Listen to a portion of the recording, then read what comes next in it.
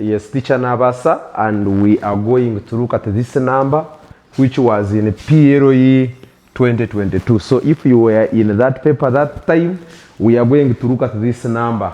And of course, we are here at the Riverflow International Center of Innovation. Now, study the diagram below. Study the diagram below of a human respiratory system and use it to answer the questions that follow. Now, this is our diagram, and this diagram resembles or looks like one of our models in our competency-based secondary kit. In case you are a secondary school there and you want to get one, so this is how it looks this side. This is how it looks this side. So this is one of them that we are going to use. And as you can see, I always tell you, every time you are going to answer a question with a diagram, first understand the diagram. Now, we can look at this. You can see the rings, and that is how it is here, you see. And we all know that this one is called a trachea. Sometimes we call it a windpipe. A windpipe. Then when it comes, it enters in here. The heart is covering the inner parts, but then we have this part here, which we call the bronchus. The bronchus. Sometimes we call it the bronchial tube. The bronchial tube. And then we have this part R, which is the alveolus. Alveolus. Sometimes we call it an air sac. And then lastly we have part S. This one is this part,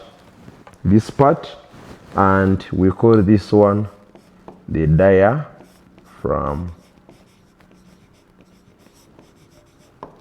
So that is how we have interpreted the parts or the diagram given to us, of course, using this model. Now, we are wondering on how we are going to answer these questions, and of course, we are going to break them down slowly by slowly. We would have added more questions, but we said no, let's keep it simple as it appears in this PLE paper.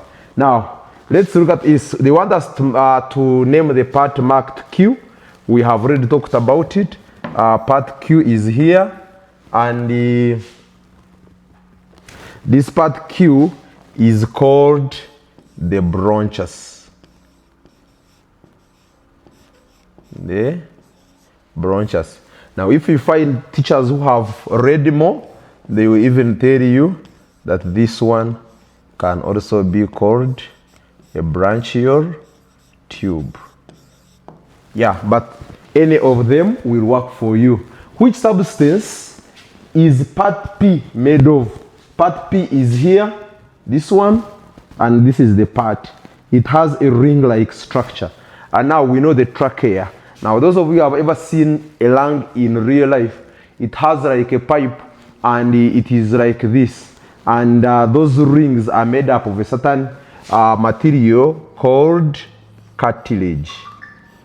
Now, next time, they can ask you to give reasons why it is made up of cartilage, and then the children know, and we all know scientifically, we know that the cartilage supports the trachea and prevents it from, for example, collapsing. So it keeps it, it supports it to remain standing in one position. Then we have they want us to look at the function of part marked R, and we have said R is the alveolus. And we know that in the alveolus are these parts. These parts. Now, after the trunk, the bronchus has divided. It divides into branchioles, and branchioles lead to these air sacs. These air sacs. So now, these air sacs, part R is an alveolus. Let us first identify it like we have, and we know that an alveolus is a site of gaseous exchange. Gaseous exchange. So what is its importance? What is its importance? It exchanges gases. But also someone can say that it excretes, it removes carbon dioxide. We can also say that because during gaseous exchange, carbon dioxide moves out and the oxygen enters. Or we can say it allows exchange of gases. Exchange of gases. Well, if we are a secondary runner, it would be better if we say exchange of respiratory gases, exchange of carbon dioxide and oxygen. Then they are saying what happens to the part marked S. Part marked S is this one, and here it is a diaphragm. What happens to part S during the process of breathing in? We usually say breathe in, out, in, out. So we want to know what happens. And when you breathe in, it means that gas is coming in or air is coming in. Now, this diaphragm, number one, it will contract. And after contracting, it will move down. Why is it moving down? Because it is creating space in the chest cavity such that there is that deficiency, that air can, that pressure difference, such that now air can enter into lungs. So we are going to say that diaphragm, not diaphragm, we are going to say S contracts, S contracts, and moves downwards, and moves downwards. Others will say that it flattens, which is also okay. Others will say that it flattens. That is simple. How simple the question is. If there is anything that you would want to add, it is okay. You can also add it. Thank you very much.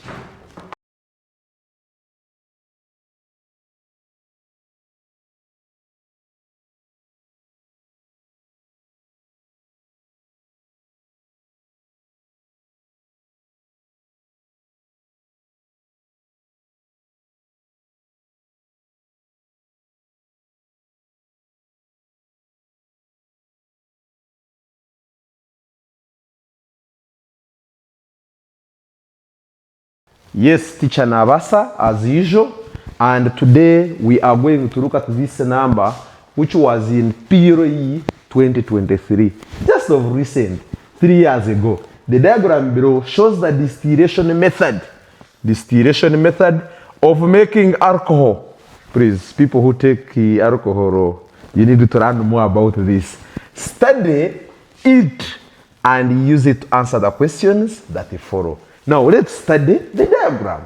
Now we have part R here, which is the container that has crude alcohol.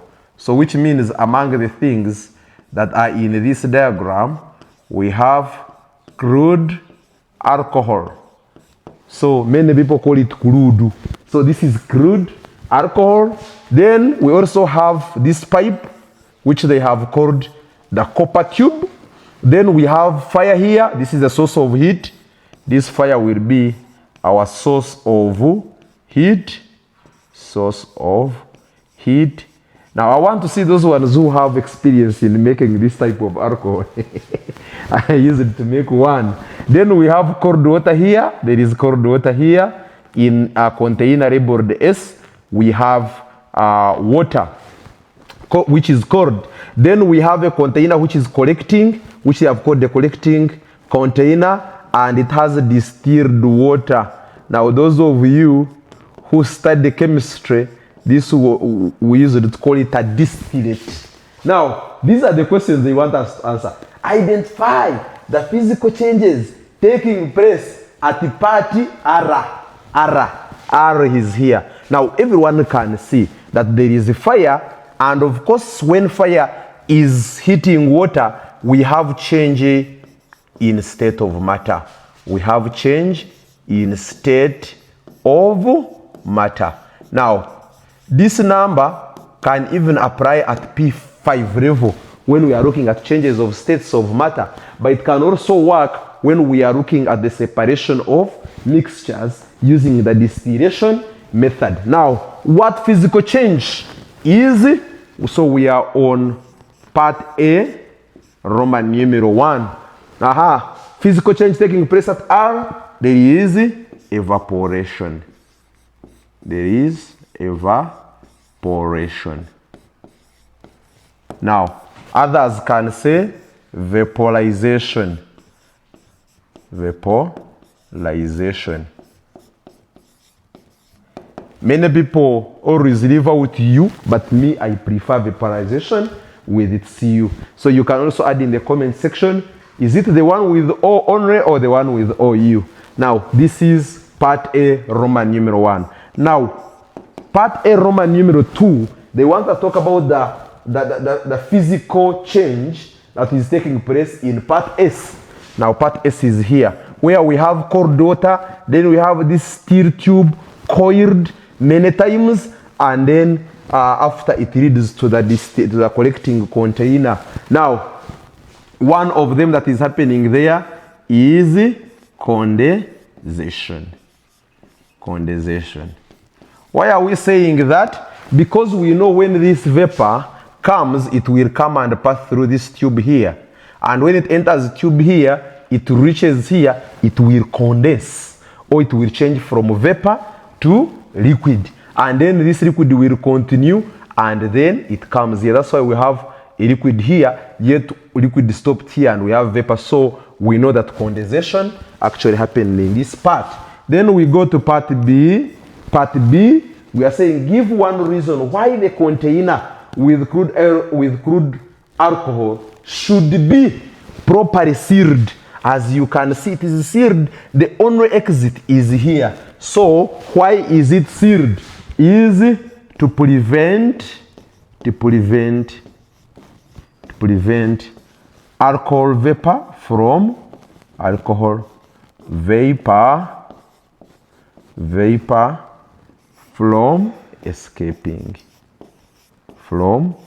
escaping. Remember, we are distilling this crude alcohol to get distilled alcohol. So if this is not sealed very well, it means that this vapor, this one, will end up going out without passing through here. And therefore, it means we are losing alcohol, or we may end up actually getting less than we are supposed to get. So it must be properly sealed. And then part C, they are saying give the function of the copper tube in the method showed above. Now, it is just simple that this metal, when this vapor comes here, it will enter this, and this one will carry it like this. Vapor will move in this tube like this. It comes in this condensation chamber, and then it condenses, and then it will continue to carry. So, number one, we are going to say that the tube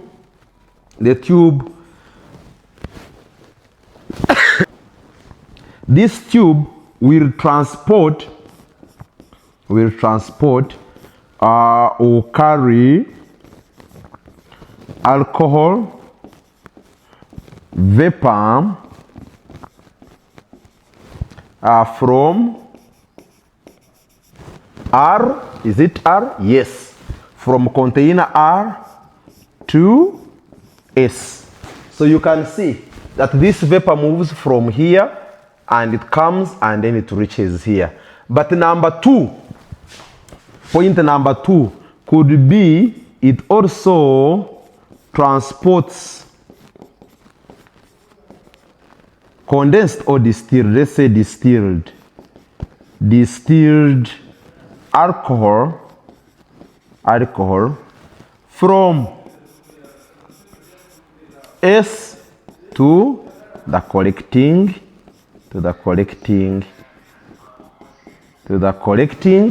this one, the collecting container.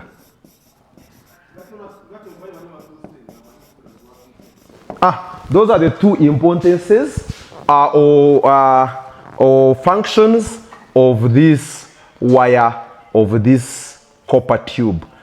From here, it is carrying vapor to here. Past here, this vapor has condensed.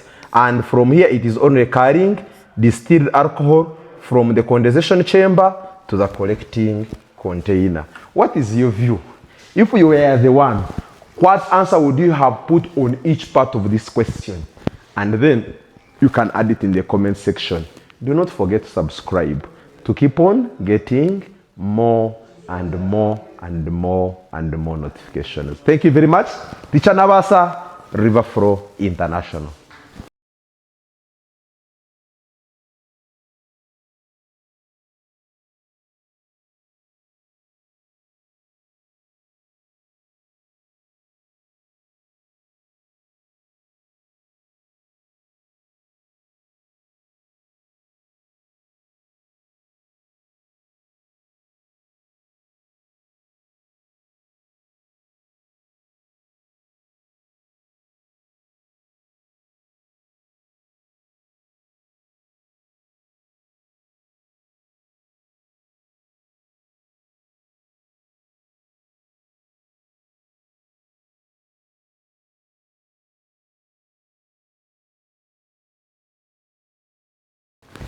Yes, education here at River Flow International is made simple. Science made simple. Teacher Nabasa here at River Flow International.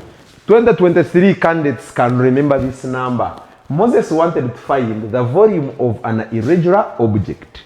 Full stop. He had the following materials for the experiment. An irregular object like mine is here, okay? Then a thread like mine here in blue color, an overflow can like mine here, you can see it, this is an overflow can, and water. I have my colored water here. I have my colored water here. Okay, it is in the beaker. So that is what Moses had. Now they want to ask us some questions. Name one material Moses forgot to include in the list of his materials. First of all, this topic is measurement, and it is taught in primary 5. So any child who is past P5 or who is in P5 and has already studied the term 1 should be able to answer this question. If you cannot answer this question, then there is a problem. Now, let's come to the question. Name one material Moses forgot. Now, I have them here. This is what you require to do this experiment. This is called a displacement experiment or displacement method of finding the volume of an irregular object. And in this case, my irregular object is the stone. And then you also need a thread or a string. Then you need an overflow can, or what we call a eureka can. Eureka can. Okay? Then you also need water, like I have here, my water. Now, what Moses forgot was this. Guess what its name? This one. This one is what Moses forgot. And we simply call this a measuring cylinder. A measuring cylinder. A measuring cylinder. As simple as that. That is what Moses forgot among the things he was supposed to have. Now, what is the use of the thread in this experiment? You can see the importance of the thread. It is already used to tie the thread, and this thread will help us to even continue and immerse. So we are going to say that the thread is used to tie the irregular object. To tie the irregular object. We can say that, but we can also say that the thread is used to immerse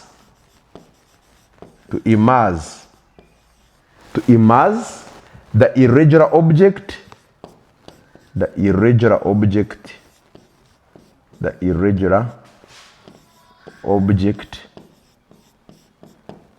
in water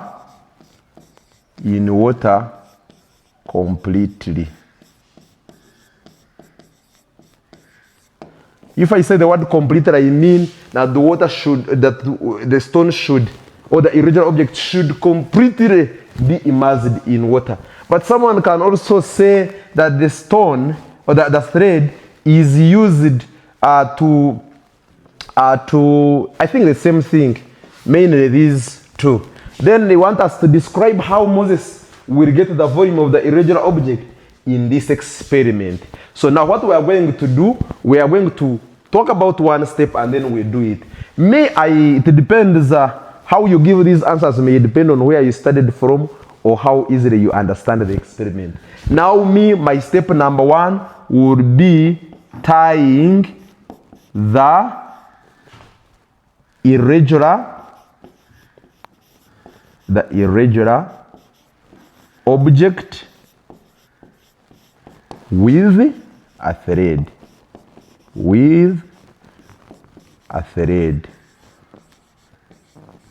Remember here they have said he had a thread.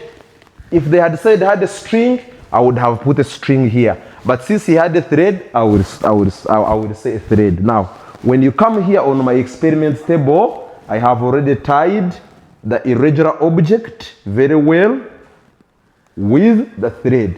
So I have my step number 1 and I'm done. Now, I'm going to put it here. Number 2, I'm going to say fill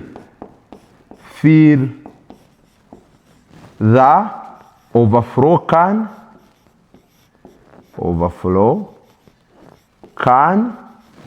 If they had said they had the eureka can, I would have said eureka can. But since they said overflow can, I'm going to use the same words. With the water until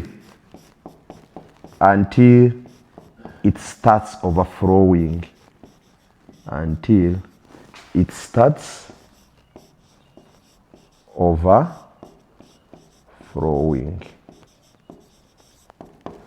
Yes, so now we are going to do that. So what I'm going to do, I'm going to get, this is my water, I'm going to pour like this. You can see the water. I pour until it starts overflowing. So once you see water coming out from here, just know it has started overflowing. Like that. So you can see water is already overflowing. That was our step number 2. Now, we are going to step number 3. Step number 3, we are going to say gently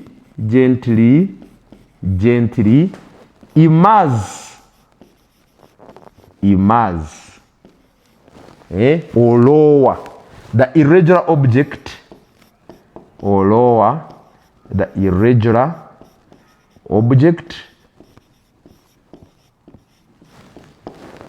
in water completely.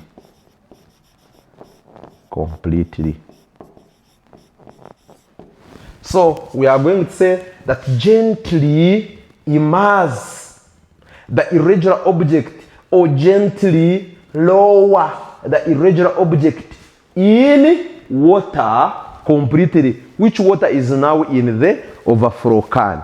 So I'm going to come and put here.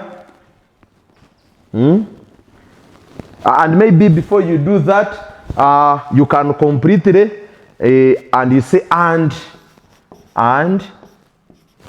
place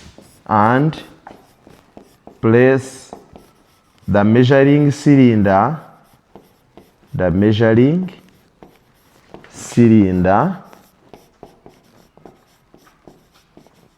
below the spout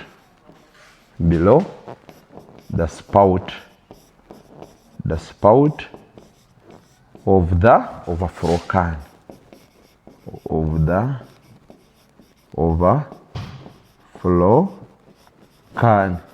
Or you could have started with this. You first press this becomes our number 3, and then gently lowering becomes our number 4. But either way, since now I've put it in one sentence, it is okay. So which means I'm going to come and put this one here, and then after putting it here like this, then I gently lower. You will see water being displaced. So I lower slowly like this, like this, like this, like this. So water has been displaced, and it is here in my measuring cylinder. Now, number 4, I'm going to say read the volume of water displaced in the measuring cylinder. In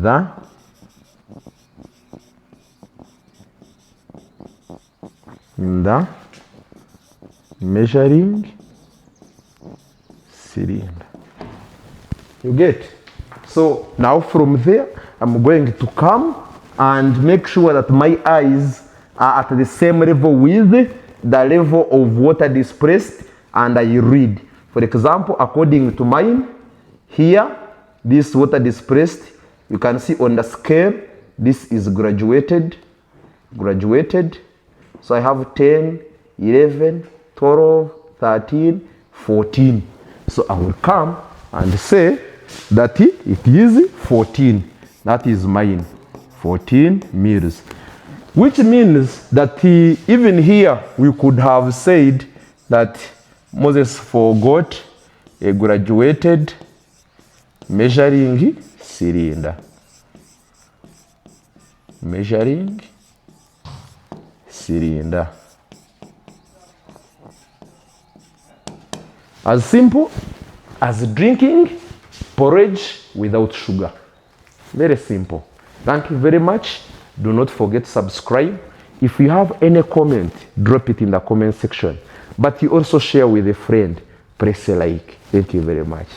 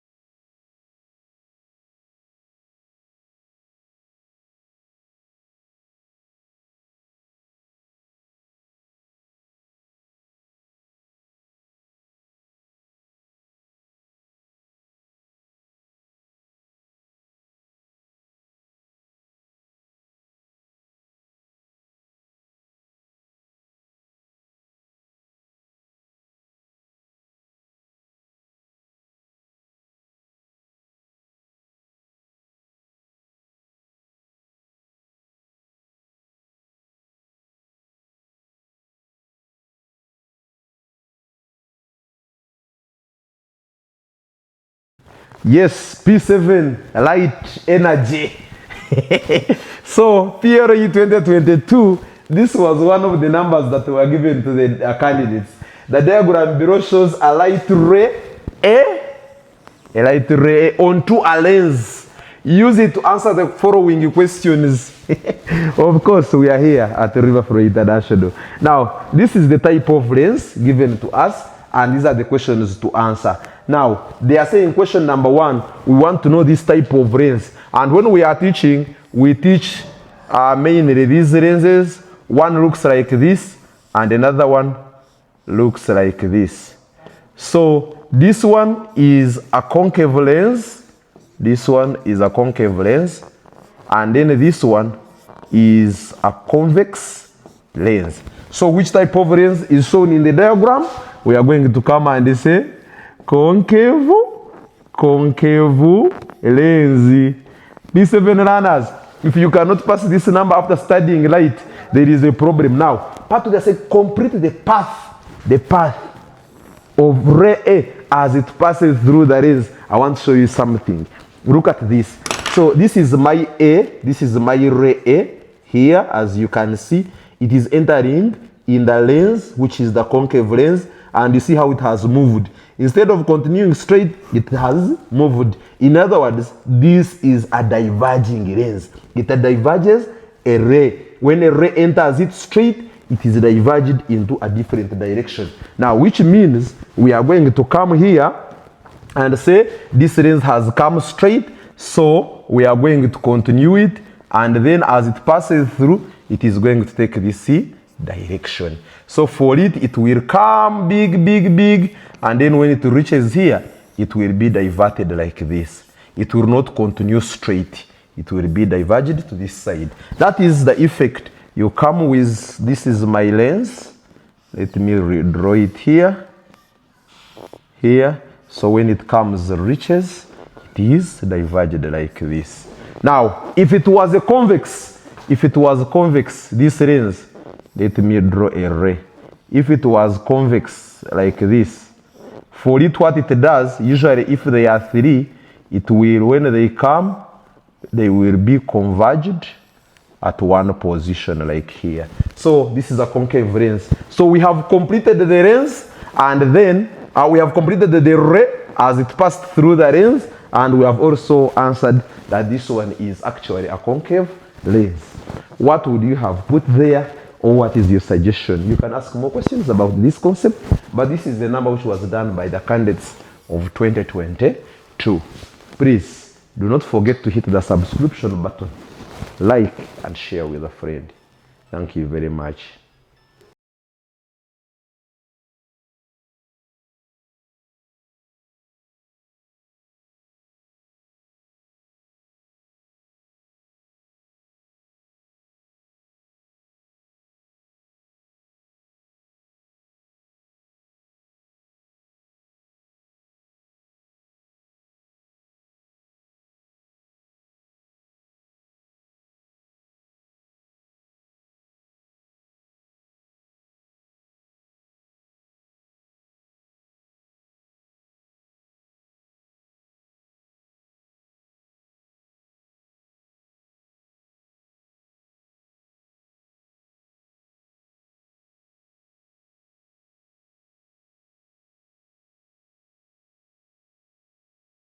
Teacher Navasa, today we are going to learn about this number extracted from PLE 2023, and it is under electricity and magnetism, under electricity and magnetism, under electricity and magnetism in primary 7.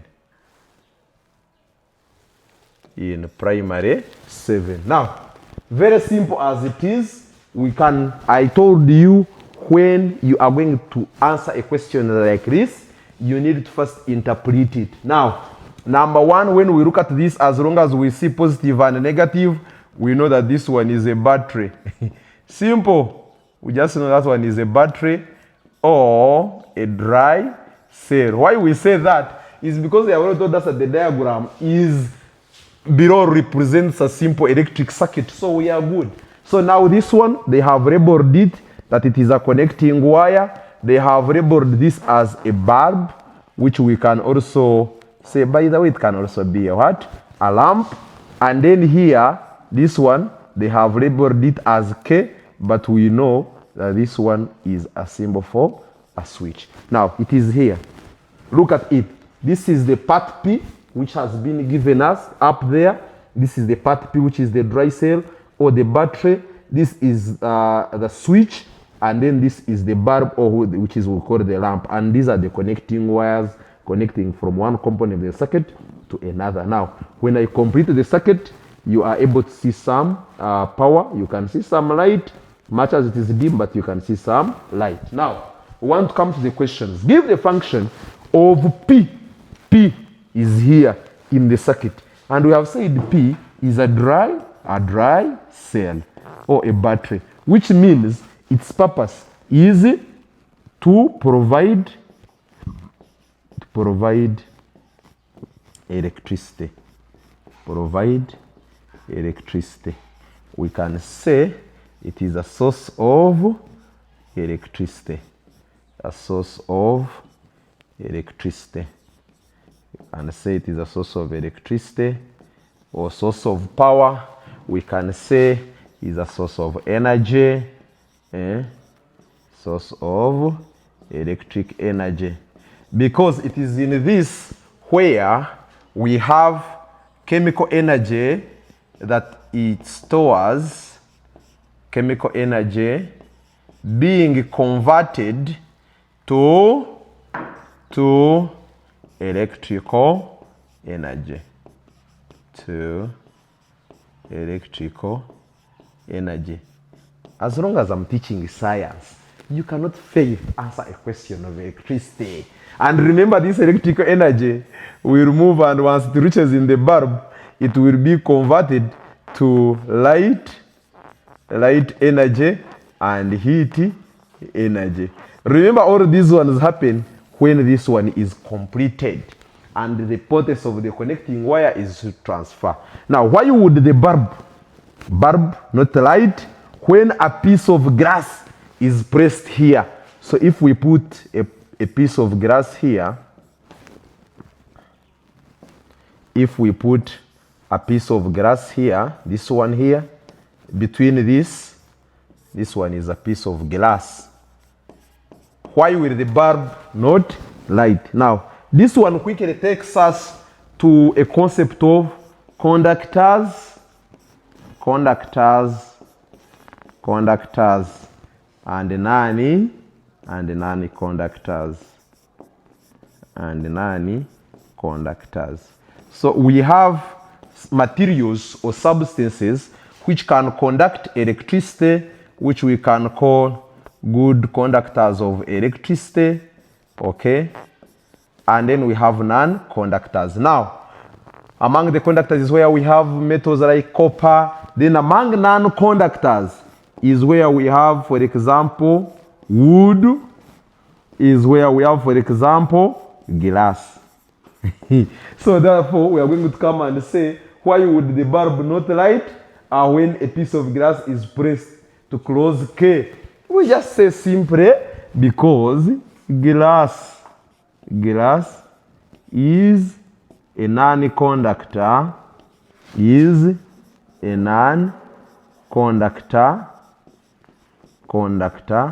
of electricity. What does this mean? It means that it will not allow electricity to flow through the circuit. Now, another one, you can say that glass cannot allow electricity to flow through it. But the whole concept is that glass is a non-conductor of heat. Others will say of electricity. Others will say is a bad conductor of electricity. Bad conductor of electricity. As simple as that. So all these ones are as a result of connecting different concepts that we learn in science.